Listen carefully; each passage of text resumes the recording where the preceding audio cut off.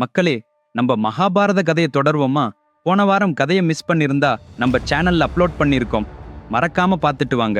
அர்ஜுனன் துரோணரை நோக்கி பாணங்களை வீசிக் கொண்டிருக்கையில், இதற்கு முன் தர்மராஜனை பாதுகாக்க எவரும் எவ்வாறு வராதது போல இப்போதும் துரோணரை பாதுகாக்க யாரும் வரவில்லை. ஏனென்றால் அர்ஜுனனின் பாணங்கள் மழை போன்று துரோணரின் ரதத்தை சுற்றி விழுந்து கொண்டிருந்தன. அந்த பாணமழையின் நடுவே நுழைவதற்கு தயக்கமின்றி செல்ல துணிச்சல் ஒருவருக்கும் இல்லை. துரோணர் தன்னை தொடரும் சிங்கத்திடமிருந்து உயிரை பேணிக் கொள்வதற்காக ஓடும் சிறு மான் போல் அங்கிருந்து ஓடுகிறார். அர்ஜுனன் அவரை தொடர்ந்து விரைகிறார். அத்தருணத்தில் சகதி முழுவதும் போர்க்கூச்சல் கேட்கப்பட்டது. அதாவது சூரிய அஸ்தமனம் ஆரம்பித்து விட்டதென்பதை அறிவிக்கும் போர்க் சங்கின் ஒலி. கிருஷ்ணன் தன் ரதத்தை நிறுத்தினார். அர்ஜுனன் அமைதியடைந்தார். பின்னர் தன் ரதத்தை பின்வாங்கி தங்கள் படையிலுள்ள கூடாரத்துக்குச் சென்றனர். துரோணர் தப்பித்துக் கொண்டதற்காக சூரிய தேவனுக்கு நன்றி சொன்னார். இரவு ஆகிவிட்டது. பாண்டவர் படையினர் அனைவரும் கொண்டாட்டத்தில் இருந்தனர். கௌரவர்கள் நியமித்த படைத்தளபதியை அர்ஜுனன் ஓடவிட்டதனால் வெற்றியின் பாதி எங்களுடையதே என்று அவர்கள் ஆனந்தித்தனர். அங்கே கௌரவர்கள் படையில் துரியோதனன் கோபமாக அமர்ந்திருந்தார். அன்றிருந்த சபையில் துரோணர் உள்ளே வந்தார். தலைகுனிந்து மெதுவாக துரியோதனனிடம் வருகிறார். துரியோதனன், நீங்கள் ஏதோ செய்ய போகிறீர்கள் என்று கூறினீர்கள், இப்போது என்ன செய்தீர்கள் என்று துரோணரை பார்த்தார். துரோணர் துரியோதனனுக்கு அண்மையில் வந்து தலை உயர்த்தி பார்த்தார். துரியோதனன் தெரிவித்த ஒரு பார்வை துரோணருக்கு இயற்கையவே தற்கொலை செய்ய நினைக்க தூண்டியது. அவ்வளவு இழிவாக அவரை பார்த்தார் துரியோதனன். உடனே துரோணர், நான் முன்பே சொன்னேன், அர்ஜுனன் தர்மராஜனுக்கு அருகில் இல்லை என்றால் மட்டுமே நான் தர்மராஜனை பற்றுக்கொள்ள முடியும் என, மேலும் இன்னும் 2 நிமிட நேரம் கூடவிருந்தால் தர்மராஜனை சிறைப்பிடித்திருக்க கூடியவன் நான். ஆனால் திரிகர்த்தர்கள் அவரை அதிக நேரம் சமாளிக்க முடியவில்லை. அந்த முட்டாள்கள், அந்த திரிகர்த்தர்கள் என்ன ஆனார்கள் எனக் கேட்டார். அதற்கு துரியோதனன், திரிகர்த்தர்களில் ஒருவரும் உயிரோடு இல்லை, அனைவரும் இறந்து விட்டார்கள். அதுவே அவர்களது துரதிர்ஷ்டம். இன்று இந்த பூமியில் ஒரே ஒருவரால் மாத்திரம் அதிர்ஷ்டம் பெற்றிருக்கிறார். அது நீர்தானே. சூரியன் உங்களை காப்பாற்றினார் என்றார். அதற்கு துரோணர், இன்று சரி, நாளை என்னை நான் நிரூபித்து காட்டுவேன். பாண்டவர்களையெல்லாம் அழிக்கும் வல்லமை கொண்ட மகா வியூகத்தை, போர்த்திட்டத்தை அமைக்கப் போகிறேன் என்று துரியோதனனிடம் வாக்குறுதியாகச் சொன்னார். ஆனால் அதற்கு கவனிக்க வேண்டிய ஒரு சரத்தை வைத்தார்.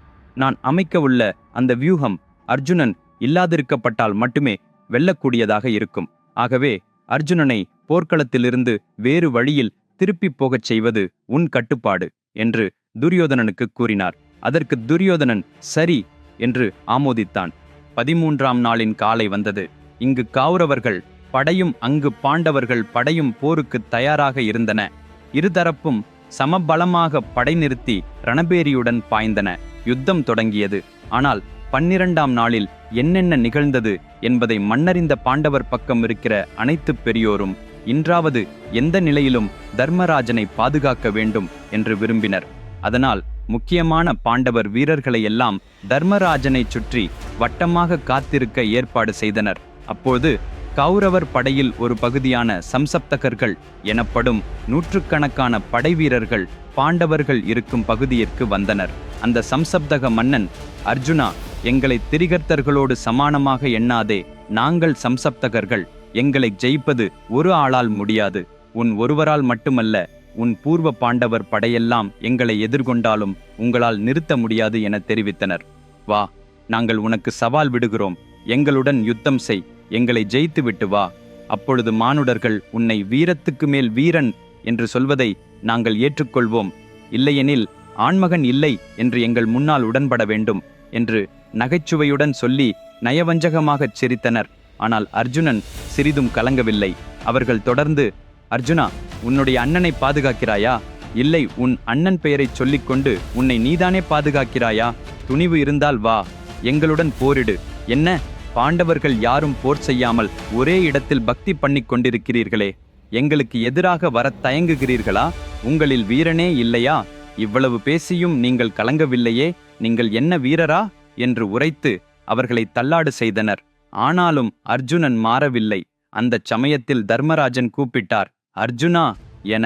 ஃப்ரெண்ட்ஸ், மிகவும் சுவாரஸ்யமான ஒரு கதையை வாசித்தால் போதுமா? அது ஒரு மனிதனின் வாழ்வையே மாற்றிவிடும் என்று நீங்கள் நம்புவீர்களா? புதிதாக உங்களின் குழந்தைகளுக்கு அந்த கதையை படித்து அறிமுகப்படுத்தினால் அவர்களது வாழ்வில் அவசியமான பண்புகளை பெற வைக்கும் என்று நம்புவீர்களா? உங்களின் வாழ்க்கையில் நீங்கள் சந்திக்கும் அல்லது சந்திக்கப் போகும் எந்த பிரச்சனைக்கும் ஒரு தீர்வு ஒரு கதையை வாசித்தால் இதோமென்று கிடைத்துவிடும் என்று நீங்கள் நம்புவீர்களா? ஆம், அது சாத்தியமானதே. அது மனித வரலாற்றில் எப்போதும் சொல்லப்பட்ட மிக பெரும் சிறப்புமிக்க காவியம் மகாபாரதம். இந்த கதை எத்தனை சூப்பர் ஹிட் திரைப்படத்தையும் விட வல்லமை கொண்டது.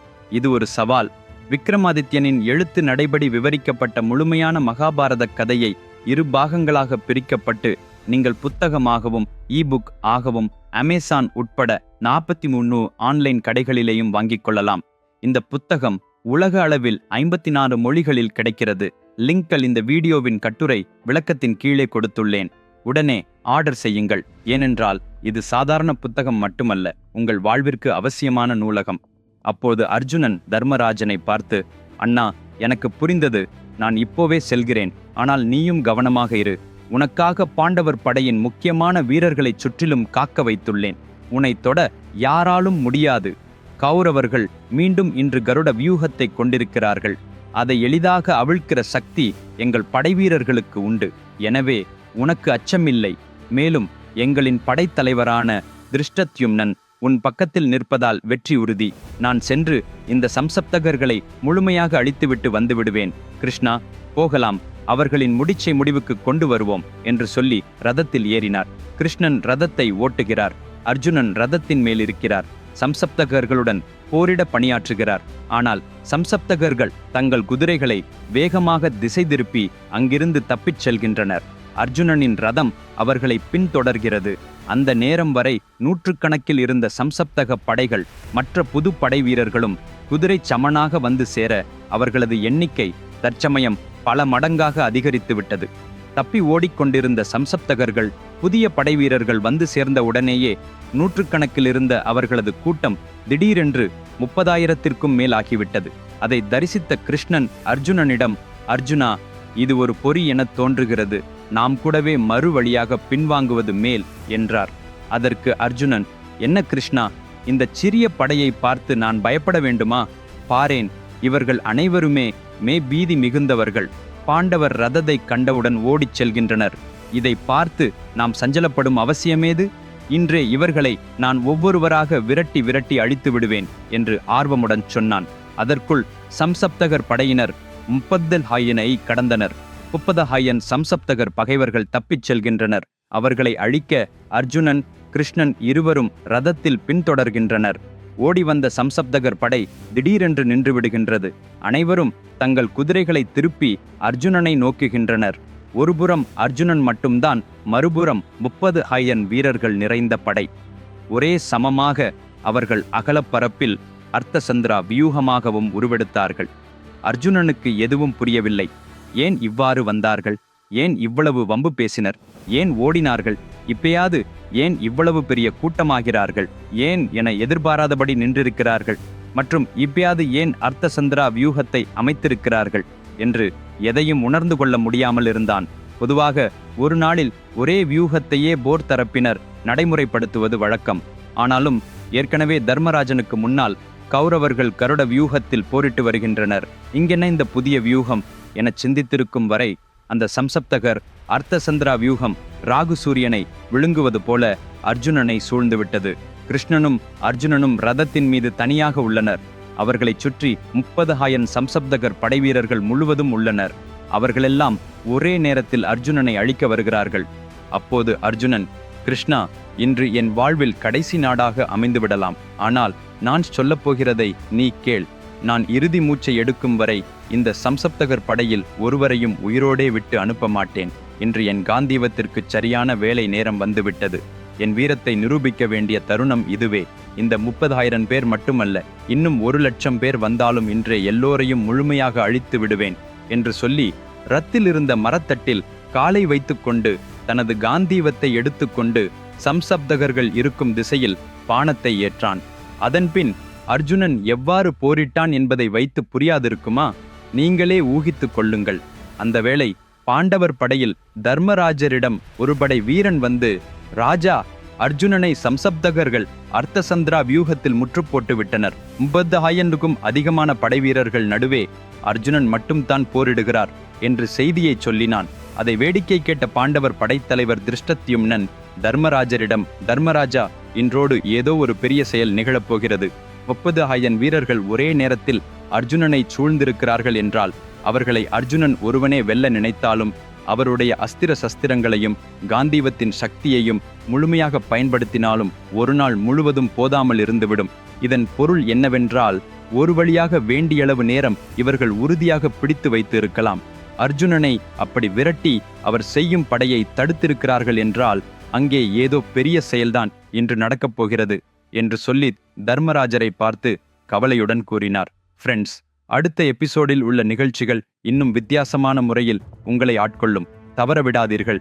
மறுபடி அடுத்த சனிக்கிழமை அதே நேரத்தில் சந்திப்போம். நான் எழுதிய மகாபாரத புஸ்தகத்தை இப்போதே ஆர்டர் செய்து கொள்ளுங்கள். லிங்க்கள் இந்த வீடியோ விளக்கத்தின் கீழே உள்ளன.